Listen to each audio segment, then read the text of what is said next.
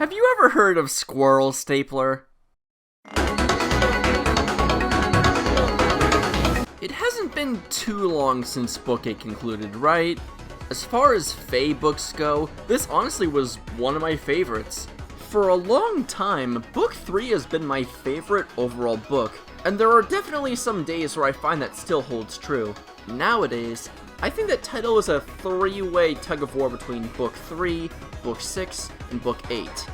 Why do I hold it in such high regard? Well, today I hope to talk about it, and by extension, Ratatoskr. Apparently it's squirrel season these days. I've had mixed thoughts about the various free units over the years, but the squirrel? You're my friend now. We're having soft tacos later. Something about her is just endearing. That or I'm just way too prone to getting attached to random characters, kinda like Kairi from Xenoblade 3 and Hitomi Shiga from School Idol Festival.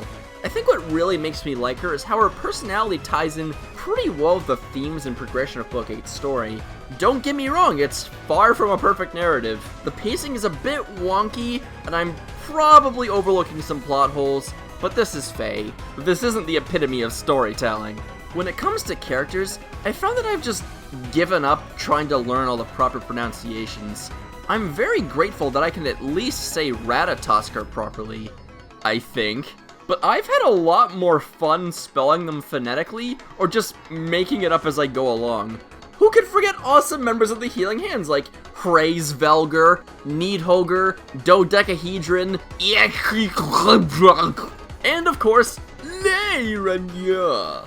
I think Ratatoskr was easily the most effective character of the bunch, and part of it has to do with both her actions and interactions. One of the central themes of the book is family, and that impacts the way the characters in the book act. Ratatoskr generally tends to follow her gut, and even though she is commanded to kill those in the order of heroes, deep down, it's too against her nature to follow through. She goes along with Alphonse's plans to deceive the now quieting hands, and never endangers her siblings in doing so. Being honest, there's not much I felt was great about the first half, other than what it sets up for later chapters. It's really the book's second half, when they're on the tree itself, that things start feeling more cohesive. At least to me, anyway. Dodecahedron is pretty much irrelevant, but let's just ignore that. I see enough of her in gameplay, and that's more than enough. The main reason I'm bothering to give this giant plot summary is because it turns out Mr. Treeman pulled a They Might Be Giants and put a little birdhouse in their souls. Great song, by the way.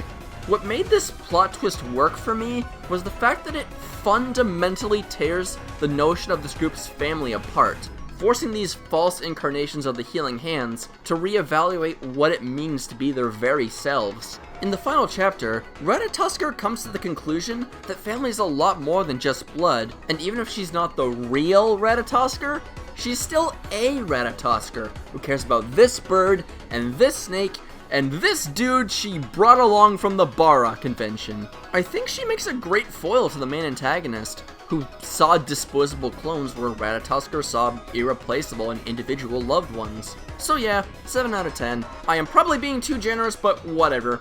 Good job, you nut job. In terms of gameplay, she's actually a surprisingly useful unit. Her base kit is really strong, with a tier 4 beast skill and built-in Clash 4. Combined with her weapon, she's actually got a considerable amount of speed behind her, and Kanto 2 makes her pretty maneuverable. What really makes her special is that, at least to me, she's the meta counter. No, I'm not joking, only mildly exaggerating. Mending Heart grants access to Divine Vein Green, which activates in a wide area before and after Kanto. In case you're unfamiliar, the effect of DV Green is Warp Bubble. Not only do we have a counter to Emblem Celica rings, but we got one for free! But that's not all. See, I gave my base neutral Ratatoskr 5 Dragon Flowers and Phantom Speed, which you might see and be like, why? That's stupid. Why would you do that? I rest my case. In truth, this isn't 100% consistent. Hell, I used to run Clash 3 in the S slot instead until I found Phantom Speed was more consistent against him. But I can occasionally get the kill on Gust Felix, and against Blazing Wind and Gale Force builds, I have never seen her fail. imagine what she could do fully merged and invested in. So yeah, that's Ratatoskr. She's got a pretty cool story, according to me anyway, can hold her own surprisingly well, and is a welcome addition to my barracks. I mean, I literally got her for free. I can't complain, and neither can you. Treat your squirrel right.